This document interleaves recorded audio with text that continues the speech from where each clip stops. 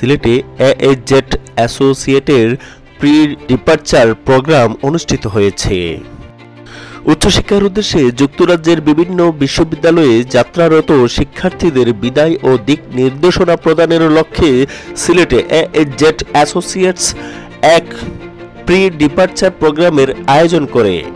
বৃহস্পতিবার 14 আগস্ট বিকেলে নগরীর জল্লারপাড়স্থ হোটেল গ্র্যান্ড প্যালেসে অনুষ্ঠিত এই অনুষ্ঠানে বিপুল সংখ্যক শিক্ষার্থী অংশগ্রহণ করেন।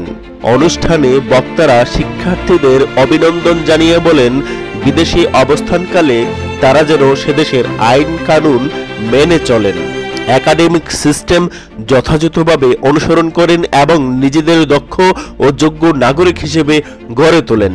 একই সাথে তারা যেন বিশ্বায়নের চ্যালেঞ্জ মোকাবেলায় অবদান রাখেন এবং বিদেশের মাটিতে বাংলাদেশের ইতিবাচক ভাবমূর্তি উজ্জ্বল করেন, এমন প্রত্যাশা ব্যক্ত করেন তারা।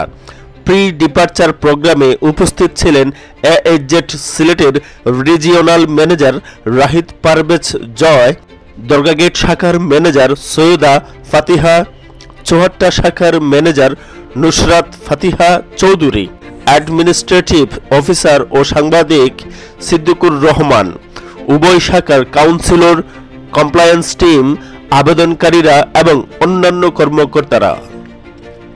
আয়োজকরা জানান, এএইচজেড সবসময় শিক্ষার্থীদের ভর্তি থেকে শুরু করে যুক্তরাজ্য পৌঁছানো পর্যন্ত পূর্ণ সহযোগিতা প্রদান করে থাকে এবং ভবিষ্যতেও এই ধারাবাহিকতা বজায় থাকবে। আসসালামু আলাইকুম, আমি রাহিদ পারভেজ জয়, এএইচজেডের সিলেটের রিজিওনাল ম্যানেজার হিসেবে আছি। আজকের আমাদের এই ইভেন্টটা ছিল সেপ্টেম্বর 2025 থেকে যারা ইউকেতে হায়ার স্টাডির জন্য যাচ্ছেন তাদের জন্য এই প্রোগ্রামটা প্রি ডিপারচারে একটা প্রোগ্রাম ছিল। এই প্রোগ্রামে আমরা বেসিক্যালি যে সকল স্টুডেন্টরা অলরেডি আপনার ভিসা পেয়ে গেছেন এবং ভিসা অ্যাপ্লিকেশন করেছেন তাদেরকে নিয়েই আমাদের এই প্রোগ্রামটি। এই প্রোগ্রামে আমরা স্টুডেন্টকে ইউকেতে যাওয়ার আগে কীভাবে নিজেকে প্রস্তুত রাখতে হবে, কীভাবে ওইখানে যাওয়ার পরে যে রুলস অ্যান্ড রেগুলেশনসগুলো মেনে চলতে হয়, কী কী ডকুমেন্টসগুলো সাথে নিয়ে যেতে হয়, এই সব বিষয়ে আমরা আলোচনা করেছি এই ইভেন্টটাতে, যাতে আমাদের প্রত্যেকটা স্টুডেন্ট ইনফরমেটিভ হয়ে আপনার যাতে ইউকেতে যেতে পারে, ওইখানে গিয়ে সাকসেসফুলি যাতে তাদের নেক্সট যে জার্নিটা ওইটা স্টার্ট করতে পারে। সো এই বিষয়ে আমরা আমাদের এক্সপার্টাইজ লেভেল থেকে যতটুকু পেরেছি আমরা স্টুডেন্টকে সাপোর্ট দিয়ে যাচ্ছি।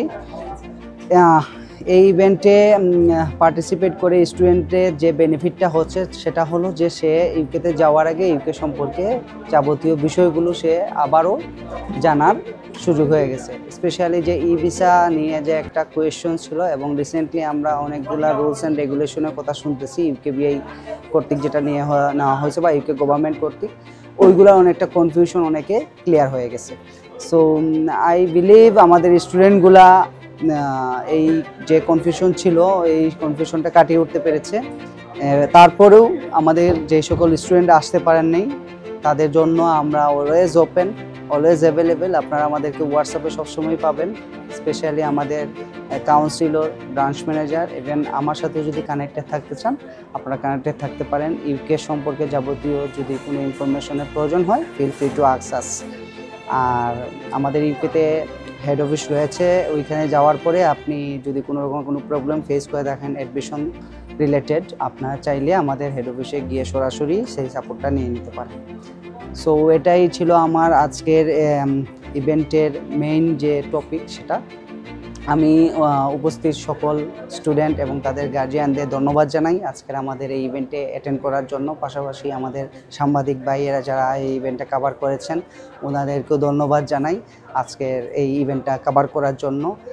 সেই সাথে আমার যে কাউন্সিলর বৃন্দরা রয়েছেন যাদের জন্য আজকে আমাদের এই ইভেন্টটা করা হয়েছে, সম্ভব হয়েছে, তাদের প্রতিও আমার কৃতজ্ঞতা এবং ধন্যবাদ জানাই আমাদেরকে এরকম সার্ভিস দেওয়ার জন্য। আলহামদুলিল্লাহ, আজকের এএইচজেডের প্রি ডিপারচার প্রোগ্রামটা ইনশাআল্লাহ আশা করি সুন্দরই হয়েছে। তো এখন যারা আমরা অত্যন্ত আনন্দিত, গর্বিত, যারা আমাদের এখান থেকে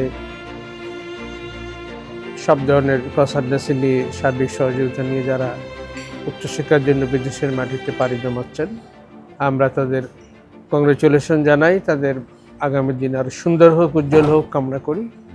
তারা সুস্থ থাকুক, ভালো থাকুক। তারা ব্রিটেনের মাটিতে পড়ালেখা করে নিজেদেরকে আরও দক্ষ, যোগ্য এবং একজন আদর্শ নাগরিক হিসাবে গড়ে তুলুক, এটা তাদের অভিভাবকের পাশাপাশি আমরা প্রত্যাশা করি।